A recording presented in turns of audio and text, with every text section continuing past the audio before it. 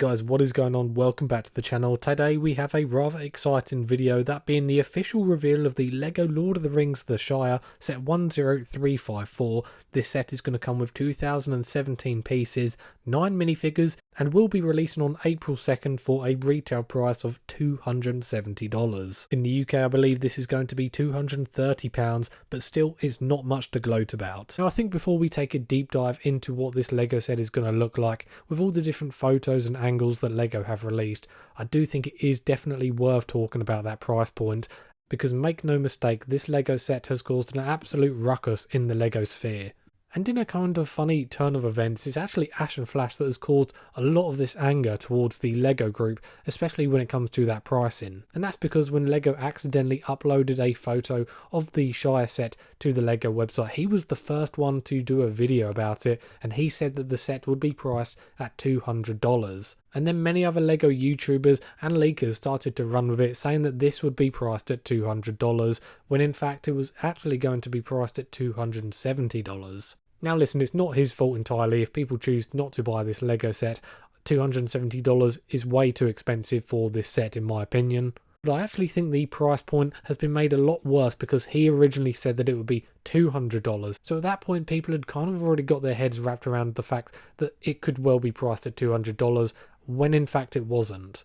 You know, a really interesting fact I heard about this LEGO set, the fact that it is going to have the highest price per piece ratio out of any of the LEGO Icon sets. So yeah, there really is a lot to wrap your head around there. That is pretty insane. So now we're going to break down the Shire set and look at all these brand new images. First of all, the thing that really kind of stood out to me is how poor the interior is. I think I just about could have swallowed the fact that this was going to be $270 if it had a really good interior, because at first obviously we only had the one image of what the exterior would look like, which, don't get me wrong, the exterior does look very nice. I'm sure this is going to be a very nice display piece, but that interior is really just so lacking in my opinion.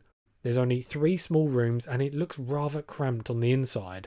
Don't get me wrong, there are some really nice details and play features. There's the feature where you can put the ring in the fireplace and have it revealed from the letter. You've also got Bilbo's study where he writes his book, but noticeably it doesn't even have a doorway to get into that room. I also find it really weird there's no bedroom for Bilbo. I think that should have been included in this set. If we're going to have to pay a really high price, you should be getting a premium product with absolutely every feature that a Shire set or Baggins set should come with. But listen, don't get me wrong, the exterior does look very good. You've got lots of bright flowers in front of Baggins that really does make this stand out. The front door also looks really good both on the outside and on the inside. There's lots of cool little details that really do make it stand out. I definitely do have some problems though with some of the smaller side builds. In particular that chair which Bilbo sits on, along with that tree that is right behind it.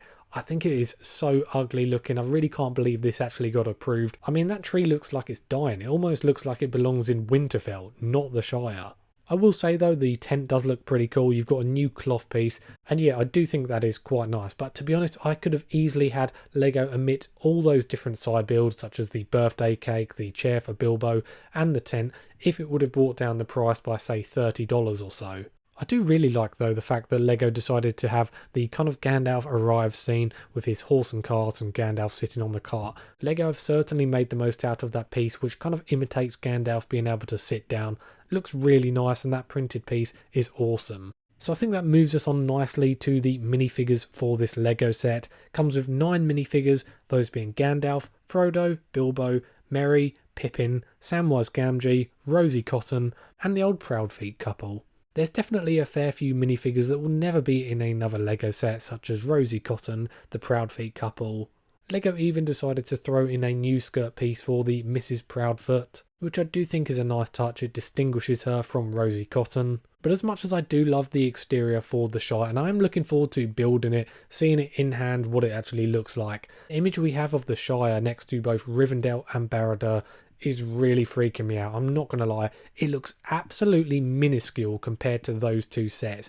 And make no mistake, it's not like we're comparing two expensive LEGO sets with a really cheap LEGO set. This set is not cheap, it is $270. It's kind of like LEGO couldn't decide whether to make a really cheap LEGO set or a really expensive LEGO set.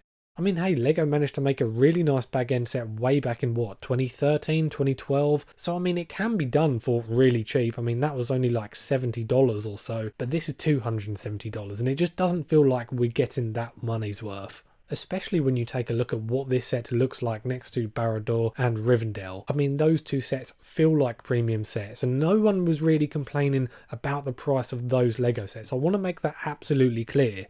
I tend to get a lot of comments from certain ankle biters saying that, oh, Lego fans always moan about the price. No, they don't. No one was saying that Rivendell should have been a lot cheaper, nor Barad-dûr. Those Lego sets are worth every penny you pay for them. They are that good.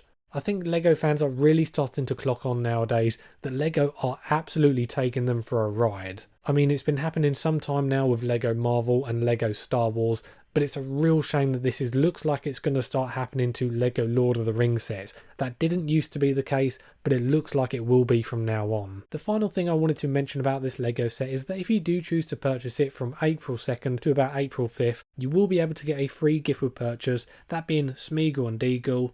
That set is going to come with 181 pieces and obviously 2 minifigures, that being Sméagol and deagol. I think the idea for the Lego set is actually quite cool, but just the execution is really off in my opinion. It looks like a really bad mock design, not something officially approved by Lego. But if you can look past the build, the 2 minifigures are exclusive and they're really cool.